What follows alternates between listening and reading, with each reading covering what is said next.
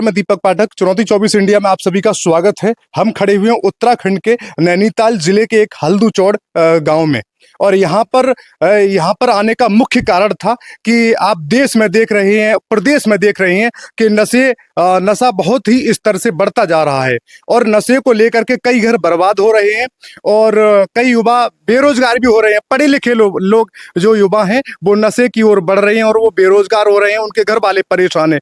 इसी को लेकर के हम आज बात करेंगे हल्दूचौड़ के कुछ युवाओं से। जी नमस्कार सर, आपका नाम? सर मेरा नाम खजानचंद आर्या है। जी जी सर, जैसे कि नशा सर बहुत बढ़ते जा रहा है। देखा जा रहा है कि हर क्षेत्र में स्मैक पहुंच चुकी है जी और जो कि बहुत गलत है। स्मैक लोग आजकल के छोटे छोटे बच्चे स्मैक में पढ़ रहे हैं और स्मैक में पढ़ने के बाद उनकी हेल्थ तो वैसे खराब हो रही है, अपने परिवार को दुख अलग दे रहे हैं और चोरी चक्कारी अलग कर रहे हैं, क्योंकि पैसों से ही स्मैक आती है। और सबसे पहले तो सर मेरा कहना ये है कि हमारे क्या कहते हैं नारायण पाल जी ने ये मुहिम उठाई है कि नशा बंद होना चाहिए। स्मैक इज बिल्कुल सब यहाँ इस देश में तो होनी नहीं चाहिए, तो हम उन पे बहुत प्राउड करते हैं। और सर ये होना भी चाहिए कि नशा नहीं होना चाहिए। और जो स्मैक ये बिक्री है, पहले तो ये बेचने वालों को उम्र कैद होनी चाहिए और हो सके तो सर फांसी होनी चाहिए। जो ये बेच रहे हैं ला रहे हैं इन्हें फांसी होनी चाहिए। जी बहुत अच्छा।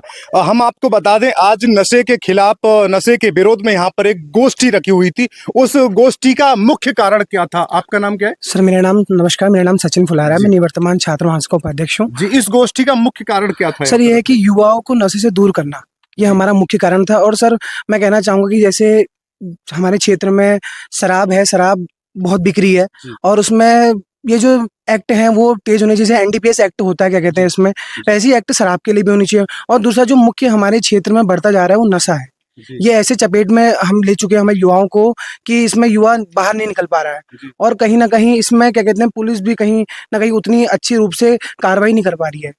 देखा जाए तो शराब में एक अच्छी कार्रवाई कर पा रहे हैं कच्ची शराब के रूप में, लेकिन नशे में जो स्मैक है वो हमारे जो ग्राम सभा है दीना, इसमें भी मुख्य रूप से नशे का जो मुख्य कारोबार हो रहा है। तो यहाँ कहीं दीना ग्राम सभा में मुख्य कारोबार स्मैक का हो रहा है।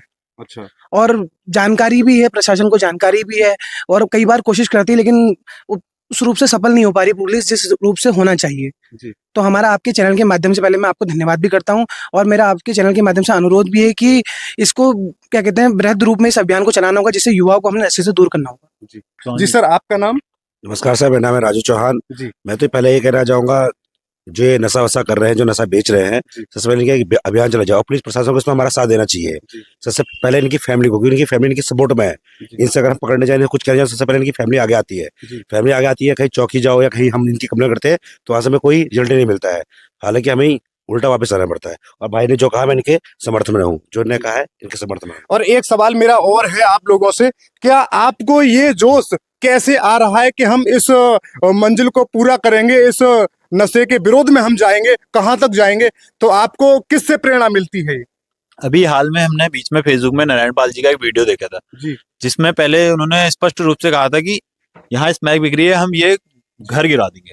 अच्छा। तो मैं उसमें बहुत प्राउड करा है कि जहाँ स्मैक बिक रही है वो घर बिल्कुल वो कर देना है, जैसे स्मैक होती है वैसे ही पूरा स्मोक कर दो घर। अच्छा। ये तो हम जो उनसे हमें बहुत प्रेरणा मिली है और हम उनके साथ हैं।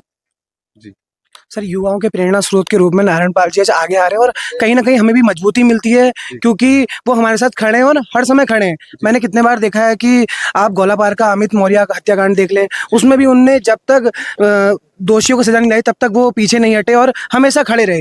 ऐसा नहीं कि उनने कभी क्या कहते हैं वोटों की राजनीति करी हो, कभी चुनाव के लिए करा हो।